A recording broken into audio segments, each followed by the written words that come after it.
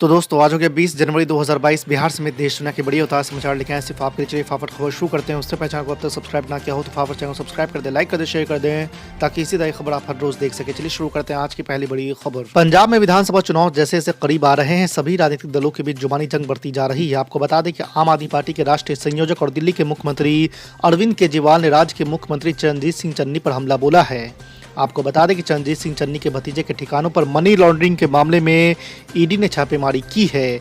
ED की इसी कार्रवाई को लेकर अरविंद केजरीवाल ने मुख्यमंत्री चन्नी पर निशाना साधा और उन्हें बेईमान तक कह दिया है। उत्तर प्रदेश चुनाव के लिए भाजपा ने अपना दल और निषाद पार्टी से गठबंधन का ऐलान किया है। भाजपा अध्यक्ष जेपी नड्डा, यूपी चुनाव प्रभारी धर्मेंद्र प्रधान ने अपना दल और निषाद पार्टी के नेताओं के साथ मिलकर प्रेस कॉन्फ्रेंस की और गठबंधन पर मुहर लगाई है।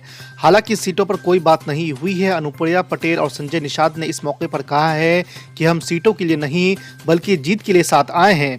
वहीं सीट बंटवारे को लेकर पूछने पर कहा है कि इस बारे में बात हो रही है और जल्द ही इसका ऐलान किया जाएगा। राजधानी दिल्ली में अब कोरोना का कहर कम होते जा रहा है। बीते 24 घंटे के दौरान दिल्ली में 13,785 नए मामले सामने आए और 35 मरीजों की मौत हो गई है। आपको बता दें कि राजधानी में अब कोरोना के 75,282 सक्रिय मरीज है। दिल्ली के स्वास्थ्य विभाग के अनुसार बुधवार को कोरोना के 13,785 नए मामले सामने आए थे, जबकि 16,580 मरीजों को छुट्टी दी गई है। समाजवादी पार्टी के सांसद आजम खां के बेटे अब्दुल्ला आजम ने बुधवार को वर्चुअल संवाद के जरिए लोगों से संपर्क साधा। इस दौरान वो अपने पिता आजम खां को याद कर रो पड़े। आपको बता दें कि संवाद के दौरान उन्होंने विरोधियों पर जमकर निशाना भी साधा।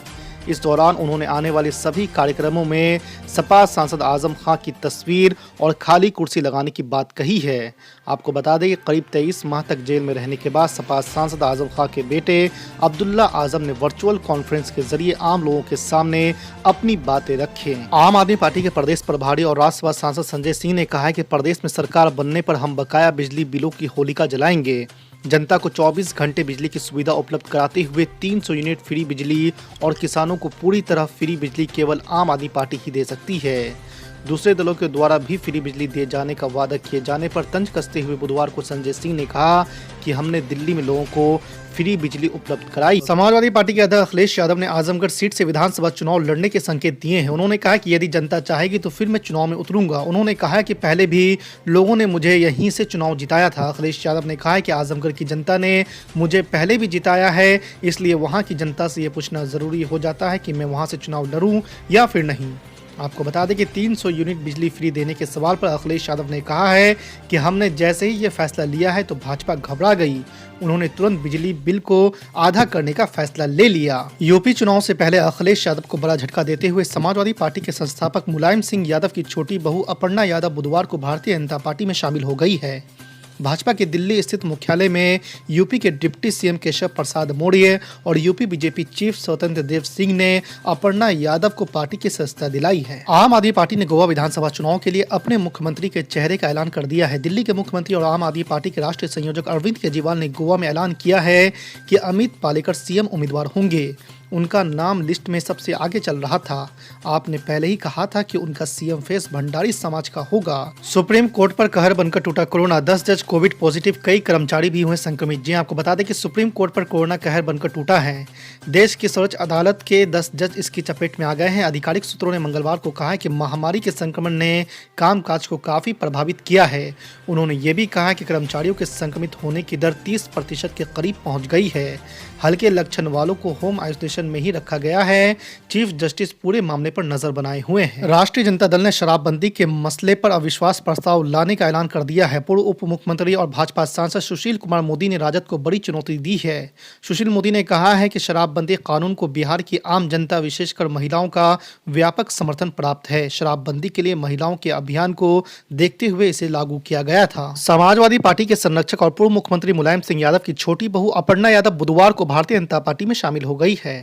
अपर्णा यादव के भाजपा में शामिल होने को जहां भाजपा अखिलेश यादव की बड़ी नाकामी बताते हुए परिवार तक ना संभाल पाने का तंज कस रही है, वहीं इस मौके पर अपर्णा यादव ने यह कहकर सबको चौंका दिया है कि वो मुलायम सिंह यादव का आशीर्वाद लेकर आई है। ऑल इंडिया मजलिस इत्तेहादुल मुस्लिमीन के चीफ असदुद्दीन अवैसी की पार्टी से पूर्व सांसद और बाहुबली अतीक अहमद की पत्नी शाइस्ता परवीन प्रयागराज पश्चिमी से पार्टी की उम्मीदवार होंगी।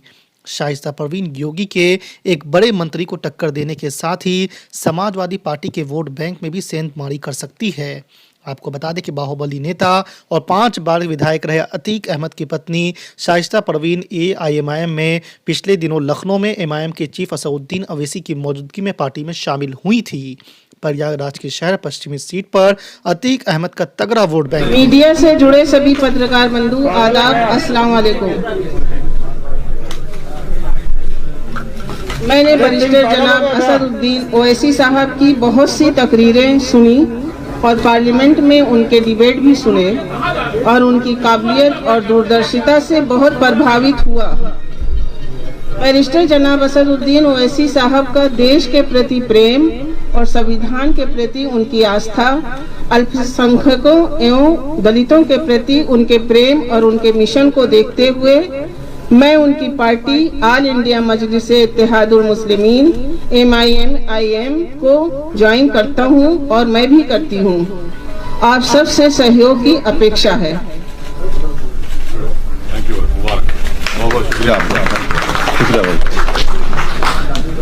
इसमें थे निवेंद्र मिश्रा 80 में थे कि 20 में थे, हाथरस की बेटी 80 में थी कि 20 में थी, जयप्रकाश पाल बलिया वाले 80 में थे कि 20 में थे, संजीत यादव 80 में थे कि 20 में थे, एक साल तक सड़क पर बैठा हुआ किसान 80 में था कि 20 में था, वो सुहागिन महिलाएं जिसने सिर मुड़वा के प्रदर्शन किया इस सरकार के खिलाफ वो 80 में थी कि 20 में थी, वो नौजवान बेरोजगार जो लाठियों से पीटे जाते हैं वो 80 में थे कि 20 में थे।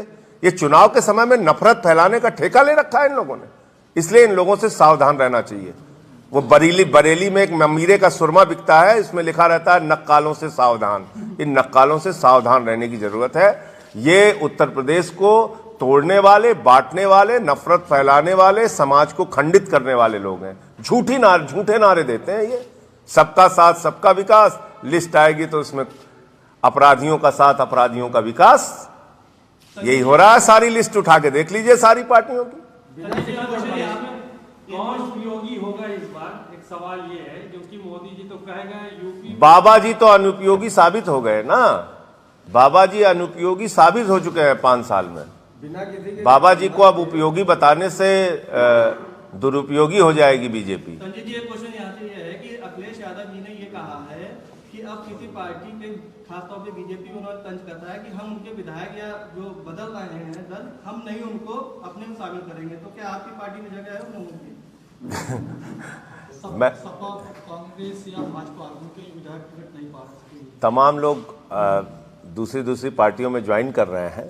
हमारा तो एक पैमाना है ना, हमने तो अपना तय कर लिया है कि भाई हम ऐसे लोगों को कैंडिडेट बनाएंगे जो योग्य प्रत्याशी होंगे, जिसके चेहरे को हम जनता के सामने रख सकें। और इसीलिए आपने देखा होगा कल की सूची में 8 PhD, 8 MBA, 7 engineer, 4 doctor, 39 graduate, 38 post graduate,